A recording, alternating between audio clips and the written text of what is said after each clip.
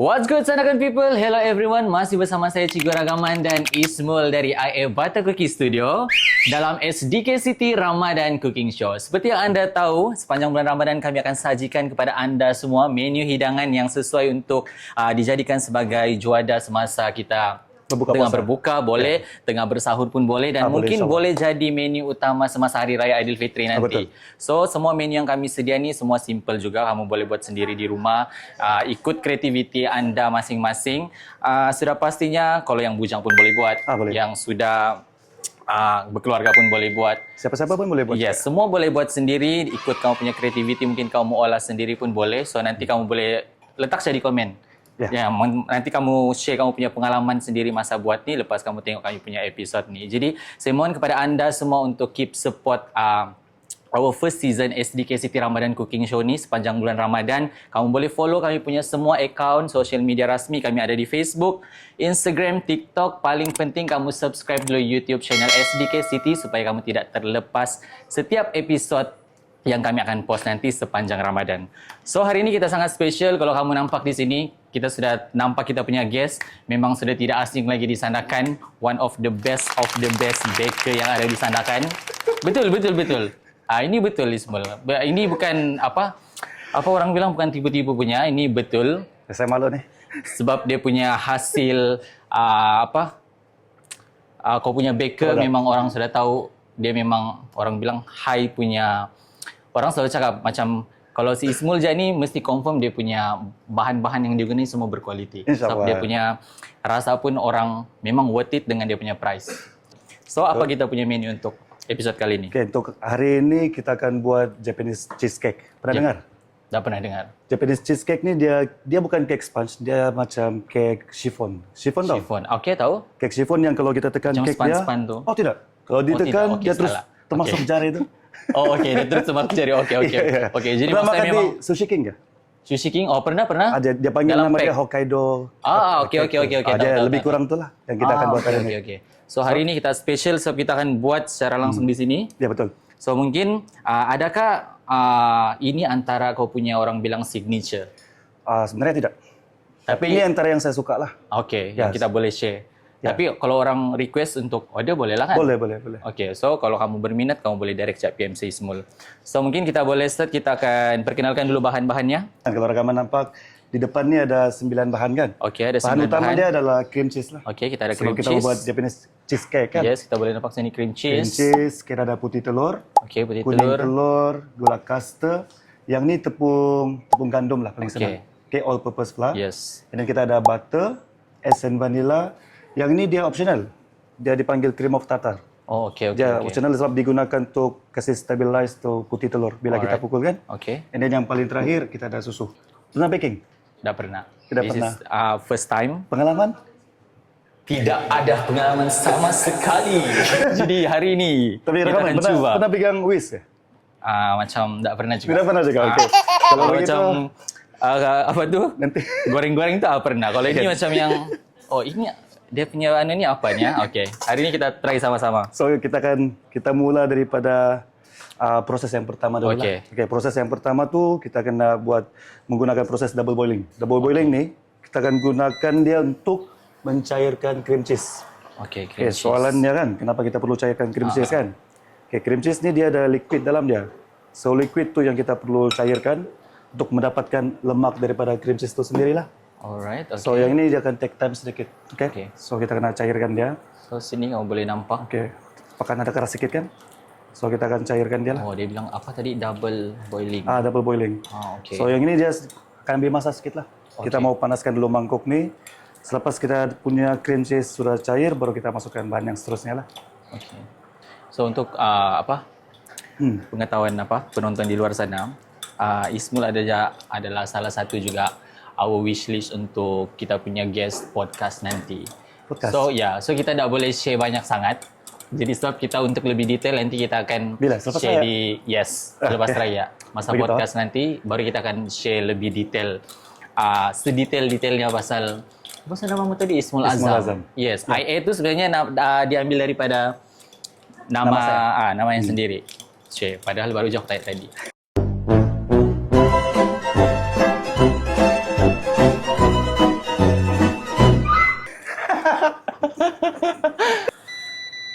kita kurangkan dulu. Kurangkan.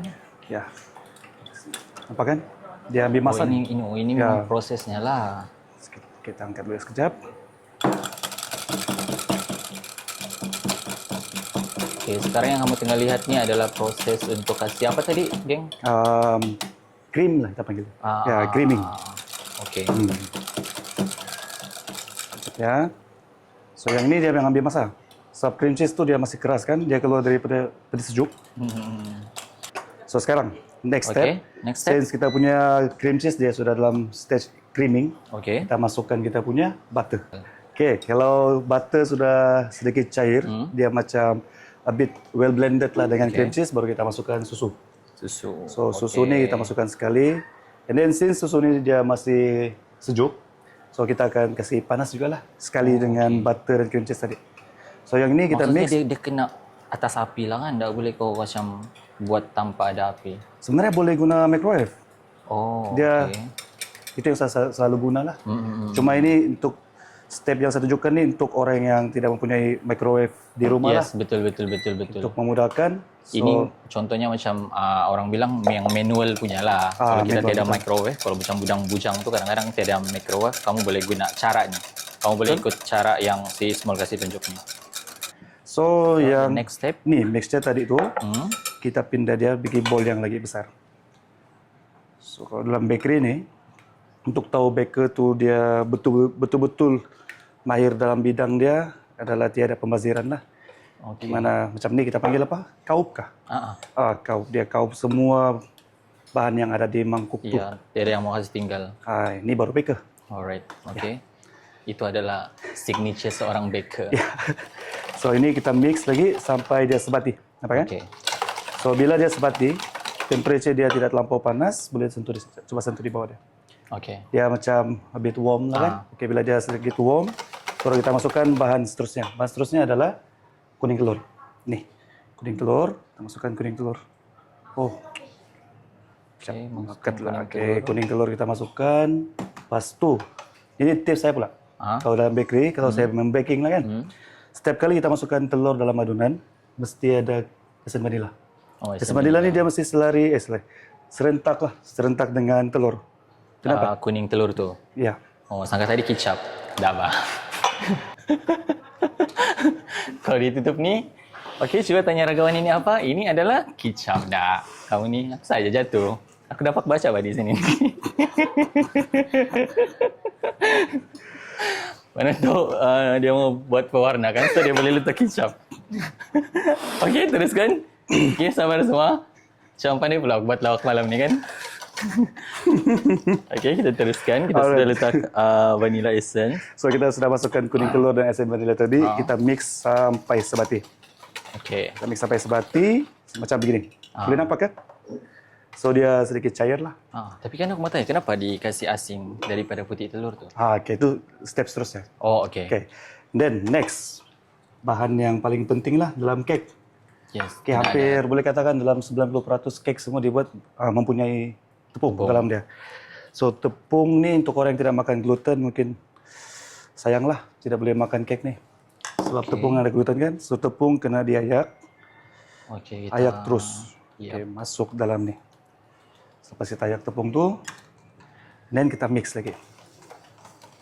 Kita mix dia sampai dia jangan overmix lah. Asal nampak tepung tu sudah tiada macam dia sudah tercampur lah, campur aduk dengan bahan tadi. Dah boleh juga terlampau overmix. Ya, sebab ada gluten tu. So gluten ni memang ada, cuma kita tidak mau aktifkan gluten tu. So bila dia aktif gluten dalam tepung tu, nanti kek tu dia akan sedikit keras lah. So, apa kan? Kita nampak. Mungkin kita boleh show. Yang ni lah. Dia punya texture tidak terlampau runny, tidak terlampau heavy lah texture dia. So next, step yang seterusnya kita menggunakan putih telur, gula kaster. Untuk yang tiada gula kaster boleh guna gula kasar lah. Cumanya gula kaster ni dia punya tekstur jadi sedikit halus. Coba sentuh. Ya, tidak sama dengan sebab, yang kita mau biasa punya. Buat meringue, menggunakan putih telur dan gula nih. So kenapa guna gula kasar? Sebab supaya dia lebih cepat cair lah dengan gula nih. Oh iya, kalau gula yang biasa tuh dia lagi kasar kan? Kasar. Ambil masa sedikit. Oke. So masukkan putih telur. Yang ini optional. Cream of tartar. Cream of tartar nih supaya kita punya putih telur tuh dia stabilize, dia firm gitu. Tapi itu terpulang kan mau guna atau tidak? Betul. So untuk gula nih pula, boleh tak sekali kah? Atau kena bagi-bagi dia? Boleh juga kali sekali. Oke, kena bagilah. Oke. Boleh bagi dengan 3 bagian atau 2 bagian. So kita masukkan sedikit dulu. Oh, dia macam step by step. Step by step. Kita masukkan sedikit gula, kita lock, mixer lock, and then hidupkan mixer kita di kelajuan yang pelan. Kelajuan 1, 2, 3 begitu. Kelajuan yang perlahan lah. Ya, jangan kasih terus direct terus laju. Kelajuan yang ini. So kita mau mix dulu cream of tartar, gula dengan putih telur tadi kan. So coba ke sini. Bila nampak ada bui-bui dia tuh, dia kalau biasa baking kan, nanti boleh perasan tuh dia ada macam perubahan warna dan bui daripada putih telur tuh, baru kita boleh masukkan gula lagi. Alright. So kita bagi pada 3 bagian kan. So tinggal. Oh, itulah fungsinya kenapa anda boleh direct terus. Betul. Tunggu dia berubah warna. Ada bui dia tuh. Yang penting bui dia. So yang ini saya masukkan bagian yang kedua. Alright. Putar lagi dengan kelajuan 5 atau 6. Ini lagi laju daripada yang tadi lah. Lagi laju daripada yang tadi. Sini pun kita kena perhatikan juga. Tidak boleh terlepas pandang. Maksudnya tidak boleh buat benda lain. Kena perhatikan putih telur tuh. Sebab kita mau tengok perubahan stages dia daripada pembentukan bui itu. Supaya nampak dia punya tekstur macam mana yang kita mau. Oke. Kalau macam ni, mungkin saya sudah familiar kan dengan putih telur. Jadi kalau saya nampak sudah macam tu, saya naikkan kelajuan.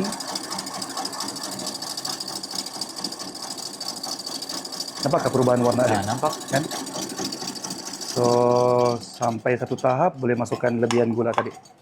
So, yang ini boleh putar dengan kelajuan. Ini yang last step yang, sudah. Ya, betul. Mau pilih paling laju boleh, kelajuan yang orang kata ngam-ngam boleh juga.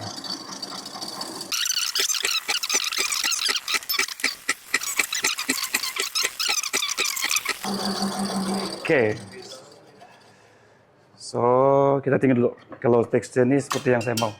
So, mix nih, tarik. Yes. So, angkat dia. Kita boleh tengok. Inilah. Ini mix tekstur yang saya mau lah. Supaya cake yang kita bake tu seperti apa yang kita mau. Kita capai lah. Kan? So, kita akan mix. Ya, kita akan mix ya. So, kita akan letak terus ini.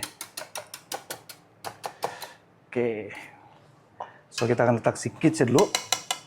Ini pun sama juga, dia tidak boleh terus kau letak semua. So, yang ini sebenarnya boleh guna spatula. Tapi macam saya kan, saya lagi suka guna whisk untuk mix dia. Cuma cara dia jangan mix terus begitu. Kita kena lipat dia, fold dia. Macam ni. Oh, itu pun ada cara juga tuh. Iya. Kalau kau suruh aku tadi tuh, sembarang jak pusing tuh. Sekarang ni, kita buka. Ini sedikit bising ya. Pokoknya tadi kita kasih dekat lagi mic tuh. Supaya orang penonton di sana pun dah rasa tuh vibe tuh. Oke, putih telur kita masukkan dalam cake. Kita masukkan sikit-sikit. Kita mix dia. So, cara mix dia, kita jangan letak sekali atau kita mix sekali lah. Ini pisana kan tadi? Pisana clockwise. Begitu. Oke, angkat. Lepas tu? Turun lagi, oke. Angkat lagi. Okey, kita akan mengambil masa selama 3 hari 2 malam untuk siapkan Japanese cheesecake. Jadi kita kembali ke rancangan. Okey. Kita teruskan. Saya mix dulu ya. Dia bilang jangan paksa tu barang. Memang dia bilang bukan talentmu nih di sini. Tidak apa, pelan-pelan belajar. So yang ni, selepas kita sudah selesai menggunakan whisk, kita guna spatula, kita lipat lagi sekali. Tapi lipatannya jangan terlalu lama lah. So mixture ni kita akan masukkan dalam bowl. So bila mau masukkan mixture ke dalam bowl ni, jangan terus begini. Angkat dia. Angkatlah. Kena Mungkin angkat dalam setengah kaki, satu kaki. Tinggi sikit. Tujuannya, nanti saya pakai topasnya. Sekarang kita letak dia. Kenapa kita kena angkat dia? Sebab kita mau elakkan air bubble. Air bubble tu di dalam cake. Oh, ada yang kosong. Ya, ada kosong. So itu yang kita akan elakkan lah. Then, untuk cake ni kena angkat sikit. Oke. since tidak air bubble yang naik di atas, so maksudnya air bubble dalam tu butter tadi itu kurang lah. Okay. Next, sebelum kita bake dia, yang ni kita kena alas menggunakan loyang yang kedua. Lepas tu teknik bakar dia. Teknik bakar dia bukan terus masuk ke dalam oven. Oh, okay. So untuk kek ni kita kena guna teknik buff. Maksudnya guna air lah. Air yang kita gunakan adalah air panas. So sekarang kita kena buat teknik buff dia ni, kita kena letak air panas di sini. So air panas di sini ya. Wah, sangat tadi terus main direct masuk je. Oh tidak boleh. Kalau kita direct masuk, kek tu dia akan orang kata dry lah. Dia akan kering. Bila dibakar dia kering, dia tidak moist, dia tidak capai kelembapan, kelembapan yang kita perlukan dalam kek lah. So oven pula saya sudah panaskan. Okay, oven ni dalam temperature 160 degree, kita akan bakar kek ni menggunakan teknik double buff lah. So dibakar dalam tempo 50 ke 60 minit. Terpulang daripada kalau dalam bakery kan punya produk ada tu macam dipanggil golden something tu. So terpulang kepada siapa yang mau makan tu macam mana dia mau rupa kek tu lah. Oh, okey. Ya, tapi yang penting dalam tempo 50 minit dia sudah masak. So yang ni kita masukkan dalam oven.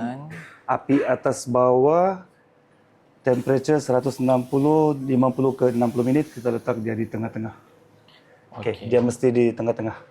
So maksudnya kita akan ambil masa selama 50 ke 60 minit. 50 ke 60 minit. So mungkin sementara kita tunggu, mungkin kau boleh share juga sepanjang Ramadan ni, mungkin kau ada ambil tempahan untuk kuih raya sudah pasti. Mungkin kau boleh bagi tahu kepada penonton di luar sana antara orang bilang kau punya yang paling recommend yang memang tiap tahun kau ada buat. So tiap tahun yang permintaan tinggi lah antara semua yang kau mungkin boleh share kalau kamu berminat untuk order sepanjang bulan Ramadan ni. Untuk kami sekarang ni dalam bulan Ramadan ni kami priority kami adalah biskut raya lah. Biskut raya yang kami keluarkan ada sebanyak 24 jenis. Ada macam-macam biskut raya yang kami keluarkan. InsyaAllah akan di-delivery, dihantar kepada pelanggan kami seminggu sebelum raya. InsyaAllah. So untuk bulan Ramadan ni selain biskut raya kami juga menjual berbagai jenis produk yang sedia ada. Produk sedia ada, kami ada Matilda Cake, Devil Hazelnut Cake, kami ada buat tapak kuda juga. Japanese cheesecake, ada brownies kami ada 10 jenis. Dan ada kek biskut yang lain juga yang sesuai untuk dihidang. Sebagai juada berbuka puasa, boleh dimakan pada waktu more atau tengah malam. Kan kadang-kadang ada orang bulan Ramadan malam tidak tidur kan? Betul. So boleh makan hidangan yang kami sediakan lah. InsyaAllah. Okay guys, nampaknya kita sudah sampai masanya untuk kita bawa keluar kita punya menu hari ini iaitu Japanese cheesecake. Betul. Berapa minit kita perlu ambil untuk dia betul-betul sudah 50 siap? minit. Okay, 50 minit. So, kita akan keluarkan. Right.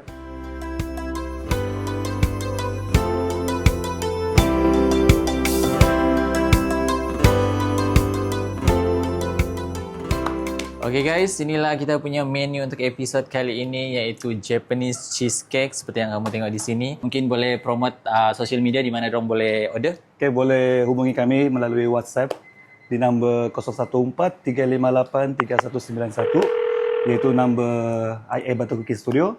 Boleh juga kontak kami melalui Facebook IA Batu Cookie Studio dan juga TikTok account IA Batu Cookie Studio.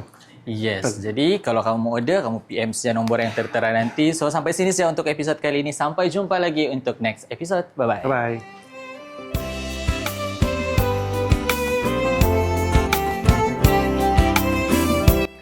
Hai guys, saya Ismul daripada IA Batu Cookie Studio.